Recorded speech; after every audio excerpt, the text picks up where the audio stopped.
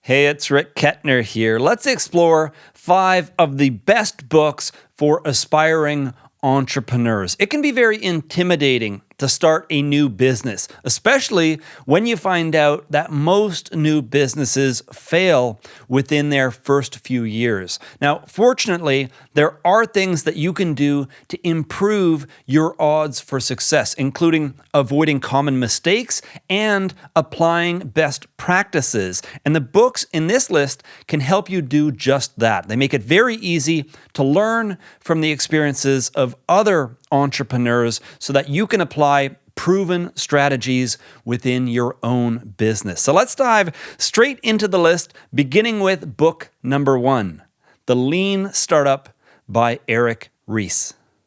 Many entrepreneurs make the mistake of overcommitting to an initial idea. They think they know exactly what customers want, and so they immediately set out to build their product or their service or whatever it is they're hoping to bring to the market. Now, unfortunately, this approach of just assuming you know exactly what people want almost always leads to a lot of wasted time, energy, and money. And the worst case scenario here is that you bring something to market only to find out after putting in all of this time and energy that people aren't actually interested in what it is that you've built. And in many cases, the best case scenario is you bring something to market, it has potential, but you still wasted a lot of time and energy because you need to adjust it or adapt it in key significant ways in order for it to be more successful. And there would have been a more direct route to achieving the same result if you were gathering feedback earlier in the process. Now, the Lean Startup provides a framework for identifying and addressing early assumptions. It's all about getting very clear on the areas of uncertainty with your idea, whether it's the idea itself, whether it's the product, whether it's how you're going to sell and market it to customers. You want to get very clear on all of the unknowns so that you can address them one at a time and make sure that you're making steady, consistent progress as you move forward with your idea. So it's an absolute must read for any entrepreneur that's interested in building a sustainable business. And if you're interested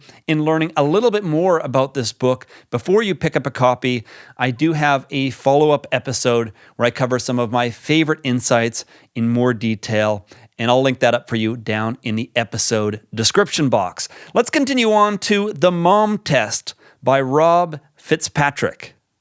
One of the best ways to improve your business idea is through early conversations with potential customers, to sit down with the kinds of people that you expect will eventually be interested in what you're bringing to market so that you can get their feedback and their thoughts even before you build out a prototype or an early version of your product or service. Now, unfortunately, most entrepreneurs don't understand how to properly manage these conversations. And as a result, these conversations often backfire because in an effort to be polite, other people, when you share your idea with them, are inclined to offer blind support and encouragement because they want to avoid confrontation and they want to be supportive. So an entrepreneur who engages in this kind of talk without understanding what's going on can often leave the conversation being overly confident in their idea and in the direction that they're headed in, when meanwhile they might be very well off the mark. And so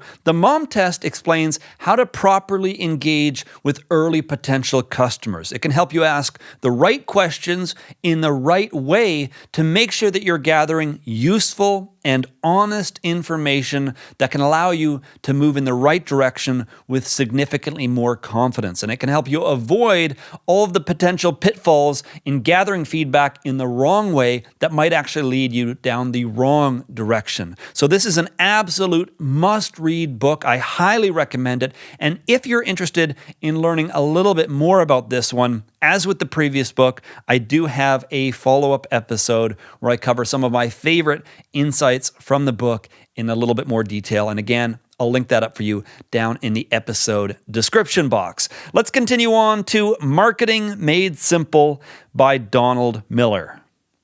A new business can fail even if it manages to bring a great product or a great service to market. And that's because it's not enough just to build something that people want. We must also create an effective strategy for attracting and converting customers. Now, unfortunately, far too many entrepreneurs believe that their idea is an exception and that when they bring their product or service to market, it'll just sell itself and they don't have to worry about putting together a marketing strategy. And almost inevitably, this approach fails, and in some cases, it can spell the end of the business. Now, Marketing Made Simple explains how to build an effective sales funnel. It breaks down exactly how to put together the 5 components needed to build out a great sales funnel so that you can more effectively convert potential customers into paying customers for your business. And as with the previous 2 books, I do have a follow-up episode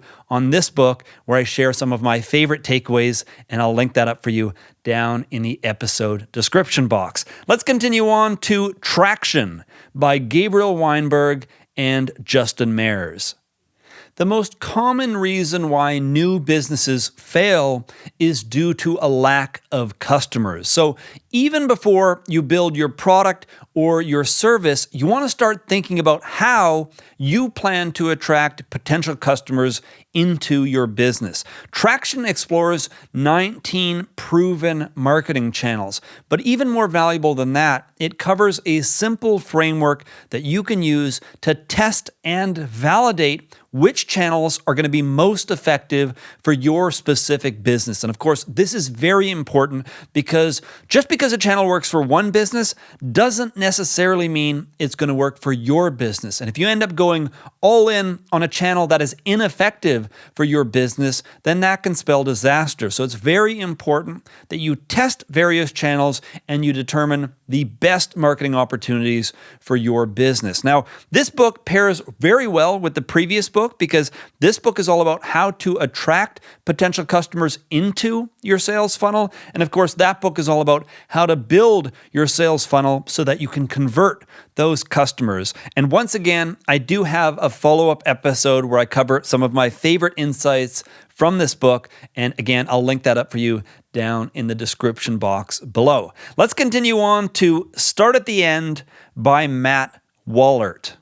Far too many products and services fail to have a real impact today. Even those that sell exceptionally well can often end up buried in a desk drawer or buried in a closet, or in the case of an online service, they can end up being inactive or not being used by customers, even if those customers are continuing to pay for the service. And this lack of engagement can affect things like customer satisfaction, product reviews, word of mouth referrals, and of course, long-term business growth. Start at the End is about how to build things that create change. It guides you through the process of determining exactly how you want customers to use your product or your service, and then it explains how to work backwards from there to figure out how to design it in such a way that that outcome is significantly more likely. So as the title suggests, you start at the end, you figure out how you want people to use your solution, and then the book provides a lot of practical advice when it comes to figuring out how to make that outcome more likely. And as you might have guessed, as with the rest of the books on this list, I do have a follow-up episode that covers some of my favorite insights from this book. So if you're interested in learning a little bit more before you pick up a copy, you can find a link to that down in the episode description box. But anyway, those are 5 of the best books for aspiring entrepreneurs to read. If you're interested in other business-related topics like digital marketing, product management, leadership, entrepreneurship, or business strategy, I do have dedicated reading lists where I cover my favorite books on those subjects and several others. And I'll link those up for you down in the episode description box. But that's it for this episode. If you have any questions or comments about anything that we covered here, let me know down in the comment section. And if you're interested in more content like this in the future, then I recommend that you subscribe or visit rickkettner.com. Thank you for tuning in, and I look forward to connecting with you again in the future.